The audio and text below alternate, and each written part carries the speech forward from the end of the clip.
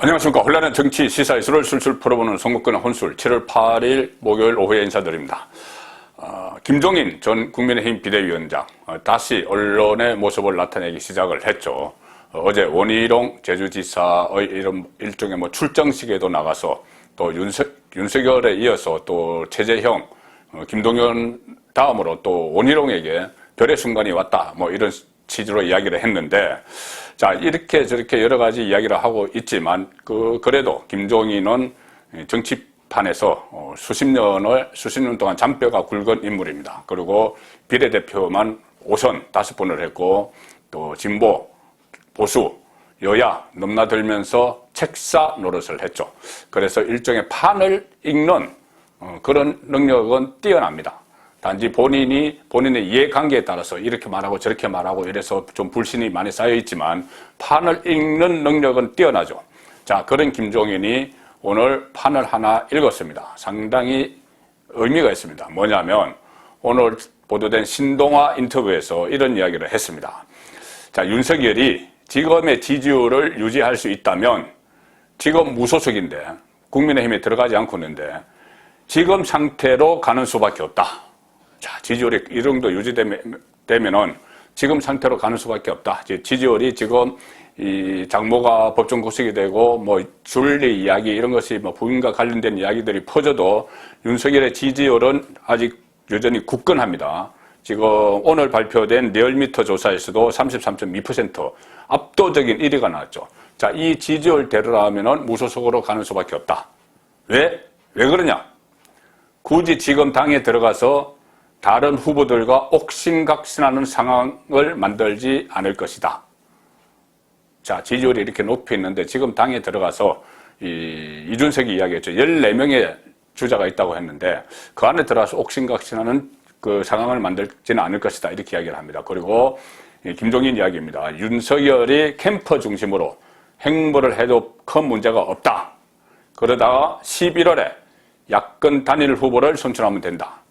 자, 안철수도 지금 합당이 안 되죠. 안철수 국민의당 따로 가고, 국민의힘 이른바 자강론에서 따로 가고, 최재형은 걸로 들어가고, 그 다음에 이 윤석열이 또 따로 가서 나중에 11월에 후보 단일화를 하면 된다. 자, 김종인의 이야기입니다. 자, 이 이야기가 상당히 지금 김종인을 멘토로 모시고 있는 이준석 대표와도 상당히 결이 다르죠. 이준석은 1초라도 늦게 입당할수록 윤석열이 그만큼 손해다. 이렇게 이야기하고 8월까지 경선버스에 안 타면 우리는 간다. 그리고 끝내 윤석열은 들어올 것이다. 본인이 여러 가지 첩보, 정보들을 많이 듣고 있는데 윤석열은 삼지대에 있지 않을 것이다. 들어올 것이다. 이런 이야기들을 계속 하는데 이준석의 멘토인 김종인은 전혀 다른 이야기를 하고 있습니다. 자, 이 이야기, 저는 이 김종인이 이렇게 판을 읽은 이쪽으로 갈 가능성이 저도 상당히 높다고 보고 있습니다. 자, 왜 그런지 말씀을 드리죠. 일단 국민의힘 지도부는 윤석열에 대해서 어떤 특별 전형은 없다. 이런 입장입니다. 특별 전형 없다. 윤석열의 지지율 30%가 넘는 압도적 1위라고 해도 14명 안에 들어와서 14명 안에서 같이 결해야 된다. 이 이야기입니다. 오늘 이준석 대표가 상당히 또 이 부분에 대해서 못을 박았습니다. 이준석 본인 마음대로 윤석열 스케줄을 정해버리는 이런 말을 했죠. 이렇게 이야기했습니다. 윤석열과 최재형은 8월에 출발하는 경선버스에 다 탑승할 것이다. 올라탈 것이다. 그래서 이 두 사람을 포함해서 기한 내에 입당한 8월까지 입당한 주자들을 합치면 모두 한 14명이 되는데 14명을 윤석열 최재형까지 다 놓고 14명을 두 단계에 걸쳐서 컷오프가 가능하다. 이렇게 이야기했습니다. 너무 많으니까 본 경선에 가기 전에 1차 컷오프, 2차 컷오프 이렇게 갖춰서 마지막에 한 4명 정도가 본 경선을 하겠다. 자, 그렇게 되면 이렇게 되겠죠. 14명 중에서 1차에서 한 8명 정도로 추려내고 2차에서 4명 정도로 추려내서 3차 본 경선을 한다는 겁니다.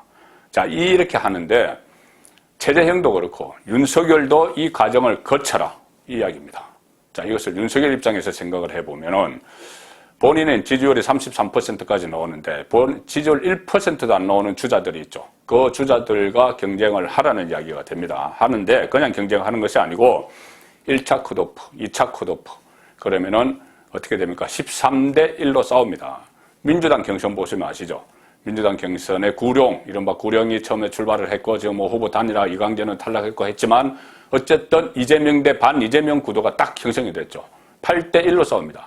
그래서 이재명이 나는 동네 북신세다. 이런 이야기까지 했죠. 그 8명으로부터 벌떼 공격을 당하고 있죠. 지금도 그렇습니다. 벌떼 공격을 당하고, 반 이재명 해서 뭐 후보 단일화 하고 막 이렇게 막 그 단계적으로 단일화 과정까지 거치고 있는 이 상황을 윤석열이 들어가서 뻔히 아는데, 지금 국민의힘에 들어가면은 이재명 꼴이 나는 걸 뻔히 아는데 과연 들어갈까? 그리고 이 경선 주자들이 이렇게 되면은 14명의 경선 주자들이 1차 한 8명 뽑힐 때까지 본인들의 존재감을 과시하기 위해서 1위 주자 윤석열을 집중적으로 공격을 합니다. 그러면 13명이 윤석열을 공격을 하죠. 거기서 한 8명이 또 컷오프에서 살아남아서 2차 경선에 간다. 또 8명이 또 벌떼 공격을 합니다. 마지막 4명이 나와서 또 3명이 벌떼 공격을 하죠. 자, 이런 상황을 윤석열이 뻔히 보이는데 과연 가겠느냐. 이것이 김종인의 이 판일기고, 저도 그쪽으로 지금 판단을 하고 있습니다. 윤석열이 지금 들어갈 이유가 없을 것 같아. 자, 그리고 특히 이준석 대표가 무슨 뭐 삼고초라 하듯이 영입을 해서 이렇게 가는 것도 아니고, 이준석 대표가 이렇게 이야기를 하고 있는 상황에서 또 여론조사 비율, 이것도 이준석이 못을 박았습니다. 여론조사, 그러니 이 경선에서 지금 당원 당규에, 국민의힘 당원 당규는 일반 국민 50%, 당원 50% 이렇게 되어 있죠. 그런데 당 안에서 활동했던 소위 자강론 대상자들, 홍준표나 뭐 유승민이나 원희룡이나 이 자강론 대상자들은 그것이 유리합니다. 그 당내에서 50%나 차지하는 게 당 안에 그 당심이. 그런데 윤석열이나 최재형은 당내 기반이 없죠. 그런데 50% 그것을 따라잡기가 엄청 힘듭니다. 이번에 당대표 경선에서도 이준석이 당 밖에서 돌풍을 일으켜서도 당내에서는 책임당원 투표에서는 나경원이 이겼죠. 자, 그런 식으로 됩니다. 그러면은 윤석열이 들어가서 50대 50, 여기에 룰에 따르자면은 상당히 불리한 국면이 올 수도 있습니다. 그렇기 때문에 윤석열로서는 이 여론조사 비율을 좀 상향을 해서 뭐 한 80% 정도로 올리든지 뭐 70% 올리든지, 그 서울시장 경선 때처럼. 자, 그렇게 하지 않는 상황에서, 대표 경선 때처럼입니다. 그렇게 하지 않는 상황에서 본인이 5대5 여기에서 나가서는 상당히 불리해지는데, 오늘 이준석이 5대5 당원 당규에 있는 경선 룰은 바꿀 수 없다, 이렇게 못을 박았습니다. 당원 당규에 나온 대로 당원 투표와 일반인 여론조사를 반반씩 한다, 딱 못을 박아버렸죠. 자, 그러면 이 말은 결국은 윤석열 들어오지 말라는 말처럼 들립니다. 저에게는. 윤석열 들어오지 말고 우리 당의 후보도 있고, 또 본인이 유승민 키즈라고 하니 유승민도 요즘 지지율이 좀 올라가고 있습니다. 그러다 또 홍준표 있고 원희룡 있고, 여기서 안에서 이렇게 교르다가 보면은 컨벤션 효과가 생겨서 경선 흥행을 하게 되면은 나중에 당내 주자가 1위로 올라갈 수 있고, 그때 나중에 윤석열과 뭐 정급하면은 뭐 단일화 해도 된다. 그러니 굳이 막강한 1위 주자 윤석열이 당 안에 들어오는 것을 원하지 않는 그런 생각인 것 같습니다. 이준석 입장에서는. 자, 이준석이 지금 본인이 1인 플레이를 거의 하고 있는데 유력한 대권 주자가 들어오는 것 자체도 탐탁지 않게 생각하는 것 아닌가 싶습니다. 자, 어쨌든 이런 상황에서 서병수, 지금 경선준비위원회가 막 출범을 했죠. 서병수 경선준비위원장도 이준석과 보조를 맞추고 있습니다. 어떻게 이야기했냐면은 다단계 컷오프 경선을 이야기를 했습니다. 다단계 컷오프. 조금 전에 말씀드린 대로 1차에서 한 8명 골라내고 2차에서 4명 골라내고 또 본 경선을 하고, 이 이야기를 했고, 또 경선에서 그 다단계 컷오프 경선에서 특례 조항은 없다고 이야기했습니다. 특례 조항. 특례 조항이 뭐냐 하면은 아무리 그래도 30% 지지율 받는 사람과 0%대 지지율 받는 주자가 동등한 입장에서 할 수 있느냐. 그러니 이 장애 주자들, 좀 어떻게 보면은 삼고철에서 영입을 해야 될 판인 장애 주자들, 최재형도 마찬가지고, 혹시 김동연도 마찬가지고, 아니면 안철수도 마찬가지고, 이 장애 주자들은 예비 경선에 처음부터 1차부터 하는 데서 좀 밀어주거나, 아니면은 아예 본 경선, 4명을 뽑는다는 본 경선에 윤석열 정도는 직행을 하는 것을 허용해야 되지 않느냐, 그런 의견이 당 안에 있는 것이죠. 그래야지 윤석열도 들어갈 수가 있죠. 자, 그래서 그 특례 조항인데, 그것이 이 서병수가 특례 조항 없다 또 못을 박았습니다. 자, 이 상황 같으면 오늘 리얼미터 오마이뉴스 의뢰로 대선 주자 지지도 조사한 것 있죠. 여기 이렇게 되면은 이렇게 됩니다. 윤석열이 33.2%입니다. 홍준표가 약진을 해서 12.9, 유승민이 9.7 이렇게 되고, 그 다음에 안철수, 최재형, 하태경, 황교안, 원희룡, 윤희숙 쭉 가다가 거의 뭐 1%도 안 되는 부분에 김태호, 안상수, 장기표 이렇게 쭉 있습니다. 근데 이 사람들하고 같이 1차 경선부터 하라는 이야기죠. 그러면은 1차에서 13명에게 난타를 당하겠죠. 특히 지금 이 중에서 요즘 기세가 좀 올랐습니다. 홍준표. 여론조사에서 제가 말씀드리다시피 12.9%로 약진을 했죠. 홍준표가 계속 윤석열을 맹공을 퍼붓고 있죠. 얼마 전에 한겨레 신문 인터뷰에서 조국 가족들을 탈탈 털어서 수사하더니 지금 뭐 본인이 거기에 대한 대가를 받고 있다는 식으로 이야기를 했습니다. 본인의 장모와 부인 사건이 수사 대상이 오르고 줄리 이야기 나오고 이런 것이 결국은 본인이 자초한 것이다, 이런 이야기를 하고 있었죠. 그리고 자업자득이다 이런 이야기를 했는데, 마치 민주당식 논리로 진보 좌파 성향의 언론, 한겨레, 또 주진우, 김호준 여기 가서 막 이야기를 했습니다. 자, 이 상황이 되니 홍준표, 조금 전에 제가 말씀드린 지지율 중에서 재미있는 지지율이 하나 있는데, 그 리얼미터 조사에서 민주당 지지층만 놓고 보면은 민주당 지지층 사이에서 국민의힘 주자 중에서 누구를 선호하느냐, 범야권 주자 누구를 선호하느냐고 물었을 때 압도적인 1위로 나왔습니다. 홍준표가. 민주당 지지자들이 홍준표를 압도적으로 선호를 합니다. 본인 전체 지지율이 조금 전에 제가 12.9%라고 말씀드렸는데, 민주당 지지층, 민주당을 지지하는 유권자들은 17.2%가 홍준표를 지지합니다. 야권 주자 중에서 1위로 민주당이 지지를 하죠.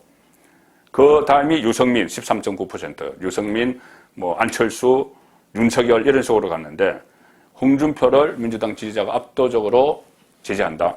역선택이죠. 역선택. 홍준표가 나오면 땡큐. 이런 겁니다. 어쨌든 지금 홍준표는 상당히 강하게 윤석열을 비판을 하고 있고, 오늘도 궁예 감심법 이런 이런 말까지 하면서 보수 정권 수사를 하는 데 대해서 질타를 했습니다. 이렇게 이야기했죠. 윤석열이 최순실, 박근혜를 조사하면서 경제 공동체 이론을 내세워서 공범으로 몰았다. 이재용, 박근혜 조사할 때는 묵시적 청탁이라고 했다. 이것은 증거로 수사를 한 게 아니라 궁예의 감심법을 적용해서 국정농단 수사를 해왔다. 그리고 국정농단 수사를 통해서 문재인 정권의 정당성을 부여했다. 자, 이런 논리를 계속 1차 경선, 2차 경선, 본경선 막 펴면서 윤석열을 공격을 하겠죠.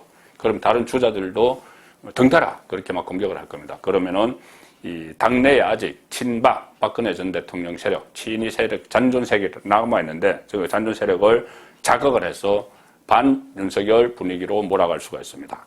그리고 또 홍준표는 뭐 윤석열과 처가가, 윤석열이 박근혜 최순실을 경제 공동체로 몰았는데 윤석열과 처가도 일종의 경제 공동체를 형성했다, 이런 말까지 지금 하고 있죠. 그래서 사실상 이 내부의 적 중에서 가장 강력한 적이 홍준표가 등장해 있는데, 홍준표와 1차, 2차, 3차 경선을 하라, 이 이야기가 되는 겁니다. 자, 그리고 뿐만이 아니고 저 유승민 의원도 계속 윤석열을 비판을 하고 있습니다. 뭐 경제에 대해서 뭘 아느냐, 뭐 이런 이야기도 하고 있고, 또 최재형 전 원장도 조만간 국민의힘에 들어갈 텐데, 최재형 전 원장의 대권 플랜을 짜는 사람이 조대환 전 민정수석입니다. 박근혜 정부 마지막 청와대 민정수석 조대환 수석은 본인의 저서에서 윤석열을 상당히 강하게 비판을 합니다. 윤석열 특검, 박용수 특검, 뭐 수사팀장, 윤석열의 과잉 수사에 대해서 상당히 많은 비판을 책에서 하고 있습니다. 그런 논리들을 최재형이 또 이야기를 할 수가 있는 이런 상황인 것이죠. 검찰 출신인 황교안도 윤석열과 악연이 있죠. 법무부 장관 때 윤석열 징계 내리는 그 일을 주관자였죠. 자, 그래서 이 여러 가지 윤석열과 악연이 있는 사람들이 득실득실하는 13명이 있는 거기에 들어가서 1차, 2차, 3차 경선 거치라. 어느 정도 정무적 판단을 하면 그렇게 안 하겠죠. 그래서 특히 민주당에서 이재명의 지금 반면교사를 보여주고 있습니다. 압도적 1위 주자 이재명을 견제하기 위해서 반 이재명 연대, 반바지 영맹 이런 것까지 이야기가 아침에 나왔었죠. 그리고 또 십자파를 퍼붓고 이재명이 동네 북신세다 이렇게 한탄하는 그것을 보면서 윤석열이 과연 들어가겠느냐. 그리고 또 정세균 후보가 1위 주자 이재명에 대해서 당내 1위 주자 같은 당 이재명에 대해서 김부선 문제를 제기를 해서 바지 한 번 더 내려야 됩니까? 또 이재명이 이렇게 이야기해서 또 논쟁거리가 되고 웃음거리가 되고 있죠. 그런데 홍준표가 만약에 윤석열의 당내에 들어오면은 줄리 문제를 더 집요하게 거론할 겁니다. 민주당 송영길 대표가 지난 여름에 윤석열이 한 일에 대해서는 같은 검사 출신인 홍준표가 알고 있다 이런 이야기를 했는데도 거기에 대해서 홍준표가 반박을 안 했죠. 본인이 다 알고 있다 이런 이야기입니다. 그래서 결국은 반윤석열 연대 결성에 홍준표가 앞장설 수가 있고 그렇게 되면은 1대 13의 버거운 싸움을 해야 됩니다. 자, 어느 선거에서나 당내 견제가 더 극심하죠. 실제로 이 당내 경선, 과거에 2007년에 이명박 박근혜 맞붙었을 때 이 BBK 또 최태민 이런 민감한 문제들을 쏟아졌습니다. 그래서 결국은 이명박이 상처를 많이 받고 본선에 나갔는데 그나마 본선 상대가 정동영, 약체였고 또 그때 친노, 비노가 진보 세력에서 갈라져 있었기 때문에 승리는 했지만 엄청난 상처를 받고 나갔죠. 그래서 그것이 예방주사를 맞는다 이런 이야기도 하지만은 예방주사를 맞는 과정에서 너무 심하게 맞았어. 과잉 접종을 해서 견디지 못하고 낙마를 하거나 아니면 치명 상황을 입은 채 본선에 나갈 수도 있기 때문에 상당히 윤석열 입장에서는 지금 국민의힘에 들어가는 것이 어려워졌습니다. 그것을 김종인이 간파를 한 것이죠. 자, 지금 만약에 윤석열이 또 국민의힘에 들어가면은 지금 검찰과 여당에서 공세를 당하고 있는데 야당, 본인이 들어가는 야당까지 포함해서 삼각 파도가 밀려올 수가 있죠. 자, 그런 부분도 부담이고, 특히 윤석열에 대해서는 공격거리가 차고도 넘친다. 이런 말들이 나오고 있습니다. 윤석열 엑스파일 보면은 분야별로 쫙 정리가 되어 있죠. 그것이 진실이든 아니든 계속 끄집어내서 공격을 하면은 당내 경선할 때 처음에 13명의 주자가 그 엑스파일 다 들춰보면서 윤석열을 공격을 하겠죠. 그러면은 견디기 어려울 겁니다. 그래서 결국은 그런 상황을 윤석열이 만들지 않기 위해서라도 따로 갈 가능성이 높다. 김종인이 예언한 대로 따로 가다가 혹시 안철수와 또 같이 할 수는 있습니다. 어제 두 사람 만나서 철석기 연대 논의를 했겠죠. 아니면 안철수가 따로 가든 같이 가든 국민의힘과는 따로 가서 나중에 이 단일화를 하는 쪽으로 그쪽으로 좀 분위기가 그쪽으로 흘러가는 것 같은데 이것은 제가 계속 말씀드리지만은 위험합니다. 나중에 지지율이 11월쯤 되면 어떻게 될지 모르죠. 특히 이 윤석열이 안 들어간 상황에서 국민의힘 안에서 경선 이벤트가 벌어지면은 전국 각지를 순회하면서 흥행을 벌이면 홍준표든 유승민이든 원희룡이든 최재형이 들어가면 최재형이든 누군가는 이렇게 확 지지율이 올라갈 수가 있습니다. 그러면 거의 대등한 입장에서 윤석열과 단일화를 해야 될 텐데 국민의힘 뒤에는 101명의 국회의원이 있죠. 그래서 뭔가 또 유리한 또 어떤 인센티브를 요구를 하겠죠. 단일화하는 과정에서. 자, 그렇게 되면 결국은 서로 티격태격 하다가 단일화가 이루어지지 않을 가능성. 그래서 대선이 1여, 2야가 나서는 3파전이 될 가능성도 있기 때문에 지금 상황으로 가는 것은 상당히 위험하다고 저는 봅니다. 그래서 이 문제를 푸는 것은 윤석열을 영입하는 형식으로 들어와서 정말 조금 전에 이야기 드린 그 특례 조항을 적용을 하든지 해서 윤석열에게 어느 정도 인센티브를 주는 것이 보다 더 현실적이고 그것이 정권 교체로 가는 길이라고 보는데 자, 과연 이준석이 그런 판단을 하고 아니면 그것을 실행에 옮길 수 있을까? 그것은 의문입니다. 선거권의 혼술이었습니다.